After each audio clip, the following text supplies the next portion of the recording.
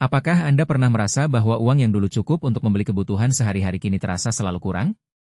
Mengapa gaji yang sama tidak lagi mampu menutupi belanja bulanan, padahal harga barang tampak naik tanpa henti? Pertanyaan itu bukan sekadar rasa frustrasi pribadi. Ia menyentuh inti evolusi uang, mekanisme inflasi, dan kebijakan yang menggerakkan nilai tukar dalam kehidupan kita. Di video kali ini, kita akan menelusuri jejak sejarah uang dari sistem barter hingga mata uang digital, mengungkap mengapa nilai uang terus berubah, dan memberikan langkah-langkah praktis agar keuangan pribadi tetap kuat di tengah dinamika moneter yang terus bergejolak. Uang bukanlah penemuan yang muncul secara tiba-tiba. Pada zaman prasejarah, manusia bertransaksi dengan cara menukar barang secara langsung, yang disebut barter. Misalnya, seorang petani menukar beras dengan kain yang dibuat oleh penenun. Sistem ini berfungsi selama kebutuhan kedua belah pihak terpenuhi, namun segera menemui batas ketika nilai relatif barang tidak seimbang atau ketika kebutuhan tidak dapat dipertukarkan secara langsung. Dari sinilah muncul kebutuhan akan sesuatu yang dapat mewakili nilai secara universal. Munculnya koin logam menandai revolusi pertama dalam sejarah uang. Logam seperti tembaga, perak, dan emas dipilih karena kelangkaannya, daya tahan, dan kemudahan dibagi. Koin membawa standar nilai yang dapat diakui secara luas, mengurangi kebutuhan untuk menilai setiap barang secara individual. Namun, koin tetap memiliki keterbatasan, beratnya, biaya produksi, serta ketergantungan pada cadangan logam yang terbatas. Ketika kerajaan-kerajaan dan negara-negara mulai mencetak koin, mereka juga memperkenalkan simbol otoritas, sehingga kepercayaan publik pada nilai koin meningkat. Seiring dengan pertumbuhan perdagangan, kebutuhan akan alat tukar yang lebih ringan dan lebih mudah diproduksi mendorong munculnya uang kertas. Awalnya, uang kertas hanyalah bukti kepemilikan atas logam berharga yang disimpan di gudang kerajaan atau bank. Seiring waktu, pemerintah mengeluarkan uang kertas yang tidak lagi didukung oleh logam, melainkan oleh janji negara untuk menerima uang tersebut sebagai pembayaran resmi. Pada masa ini, nilai uang mulai bergantung pada kepercayaan publik terhadap pemerintah, bukan lagi pada nilai intrinsik logam. Era modern memperkenalkan konsep fiat currency, yaitu mata uang yang nilainya ditetapkan sepenuhnya oleh kebijakan pemerintah dan bank sentral. Tidak ada cadangan emas yang mengikat nilai mata uang. Sebaliknya, nilai ditentukan oleh penawaran dan permintaan di pasar serta kebijakan moneter. Sistem ini memberi fleksibilitas bagi pemerintah untuk menyesuaikan jumlah uang yang beredar, mengatasi krisis likuiditas, dan merangsang pertumbuhan ekonomi. Namun, fleksibilitas tersebut juga membuka pintu bagi pencetakan uang berlebihan, yang pada akhirnya memicu inflasi. Kemajuan teknologi pada abad 21 membawa perubahan radikal lagi, uang digital. Transaksi kini dapat dilakukan melalui aplikasi perbankan, dompet elektronik, hingga mata uang kripto yang beroperasi di jaringan blockchain. Meskipun masih menggunakan fiat currency sebagai dasar, uang digital mengurangi kebutuhan akan fisik uang tunai, mempercepat proses pembayaran, dan membuka peluang inklusi keuangan. Di sisi lain, mata uang kripto menantang konsep otoritas sentral dengan menawarkan sistem desentralisasi, yang menimbulkan pertanyaan baru tentang stabilitas nilai dan regulasi. Setelah menelusuri evolusi tersebut, mari kita fokus pada mekanisme inflasi yang menjadi penyebab utama mengapa uang yang dulu cukup kini terasa kurang. Inflasi terjadi ketika jumlah uang yang beredar dalam perekonomian meningkat lebih cepat daripada pertumbuhan barang dan jasa yang tersedia. Ketika lebih banyak uang bersaing untuk membeli barang yang sama, harga naik, dan daya beli uang menurun. Ada 3 faktor utama yang memicu inflasi: kebijakan moneter yang longgar, peningkatan biaya produksi, dan ekspektasi inflasi masyarakat.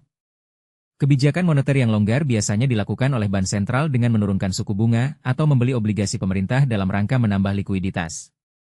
Langkah ini memang dapat merangsang investasi dan konsumsi pada saat ekonomi melambat. Namun jika diterapkan secara berlebihan, uang yang beredar akan melimpah dan menurunkan nilai mata uang. Contohnya, pada akhir dekade 2000-an, beberapa negara mengadopsi kebijakan pelonggaran kuantitatif yang mengakibatkan peningkatan jumlah uang dalam sistem keuangan, dan dalam beberapa tahun berikutnya, harga properti serta komoditas mengalami lonjakan signifikan. Peningkatan biaya produksi, seperti kenaikan harga bahan baku, upah tenaga kerja, atau tarif impor, juga menambah tekanan inflasi. Jika produsen harus membayar lebih untuk menghasilkan barang, mereka biasanya akan meneruskan biaya tambahan tersebut kepada konsumen dalam bentuk harga yang lebih tinggi. Misalnya, ketika harga minyak dunia melonjak, biaya transportasi naik, sehingga harga barang kebutuhan pokok yang diangkut menjadi lebih mahal. Ekspektasi inflasi masyarakat berperan penting karena dapat menjadi ramalan diri yang terpenuhi.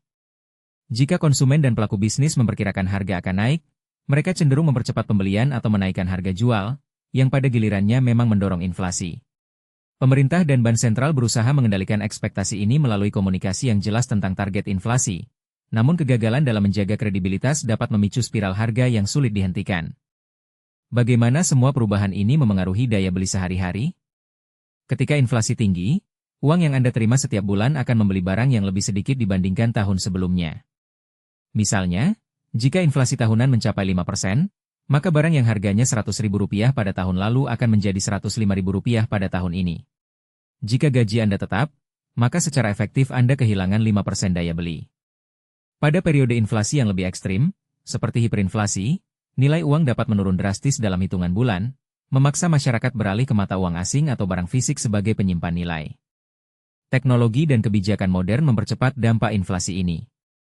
Digitalisasi transaksi memungkinkan bank sentral melacak aliran uang secara real-time, sehingga mereka dapat menyesuaikan kebijakan dengan lebih cepat. Namun, kecepatan ini juga berarti perubahan suku bunga atau kebijakan moneter dapat memengaruhi pasar dalam hitungan hari, bukan bulan.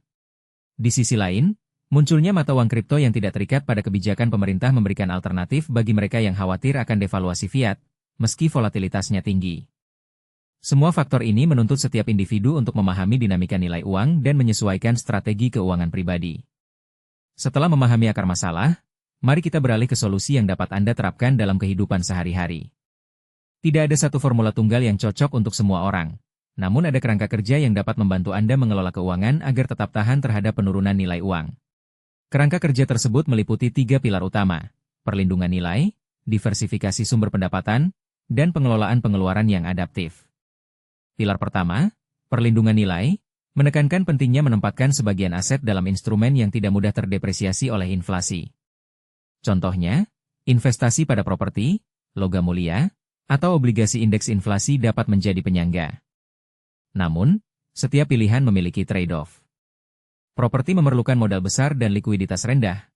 Logam mulia tidak menghasilkan pendapatan pasif, sedangkan obligasi indeks inflasi biasanya memberikan imbal hasil yang lebih rendah dibandingkan obligasi konvensional. Oleh karena itu, Anda perlu menilai prioritas antara keamanan nilai dan kebutuhan likuiditas.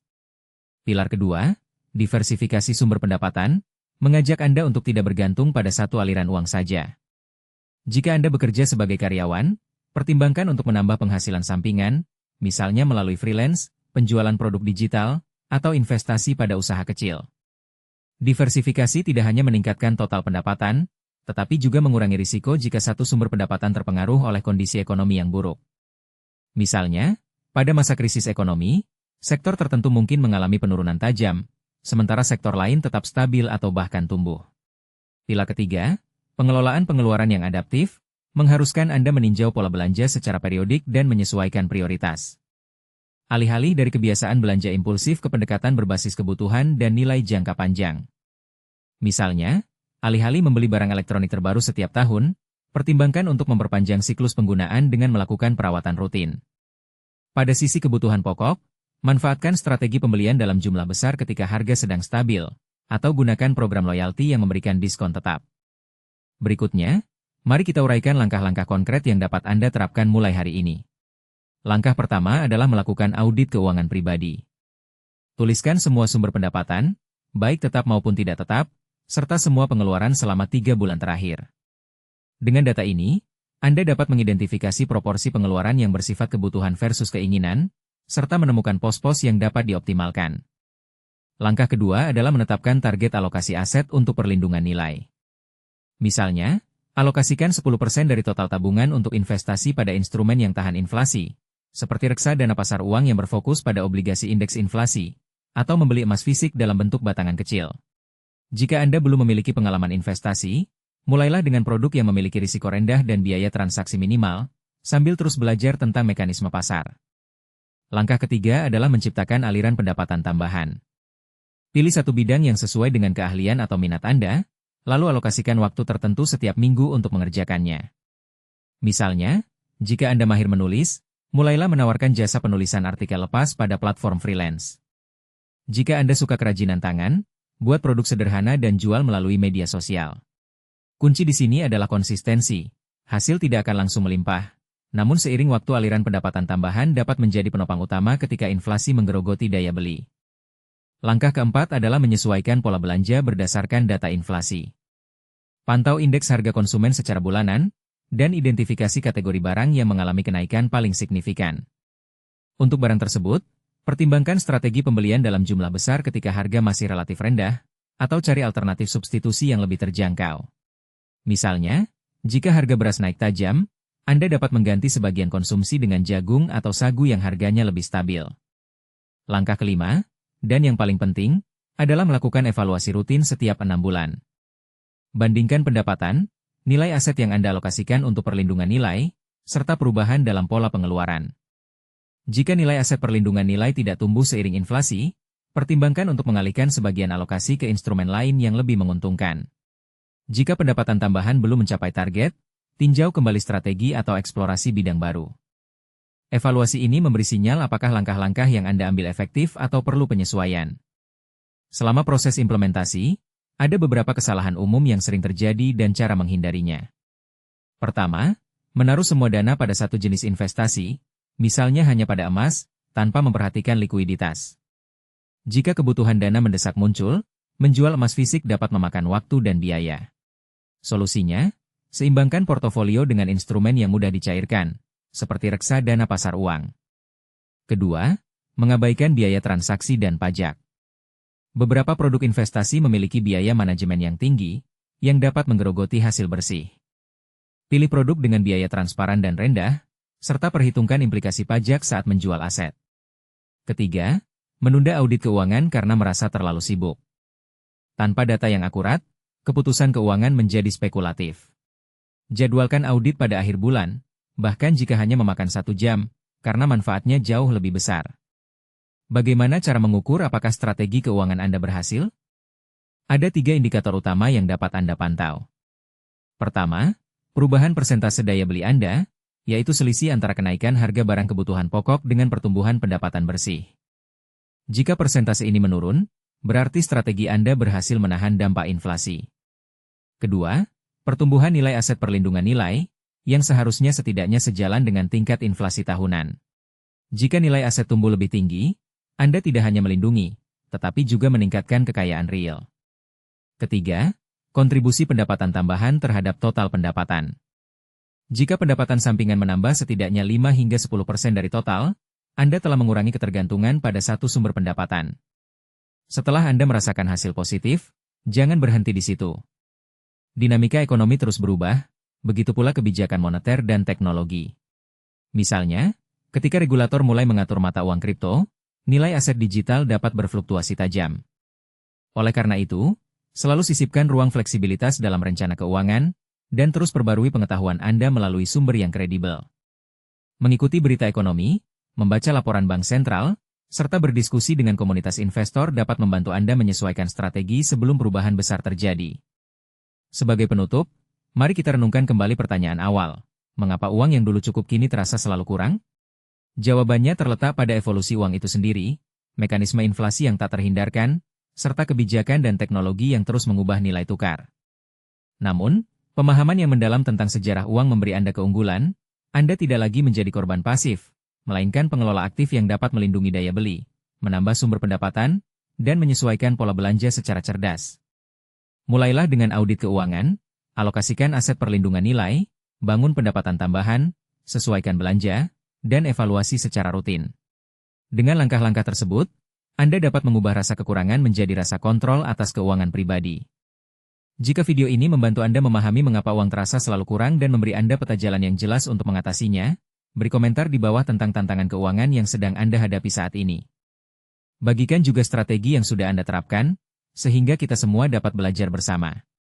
Jangan lupa untuk terus menonton konten selanjutnya yang akan membahas cara mengoptimalkan investasi di era digital, serta tips mengelola risiko dalam portofolio pribadi. Sampai jumpa, dan semoga keuangan Anda selalu kuat di tengah perubahan nilai uang. Intinya, jalankan langkah kecil ini secara konsisten supaya hasilnya benar-benar terasa dan perubahanmu tidak berhenti di tengah jalan. Kalau video ini ngebantu, subscribe sekarang, tekan like, tulis pendapatmu di kolom komentar, dan share ke temanmu biar makin banyak yang terbantu.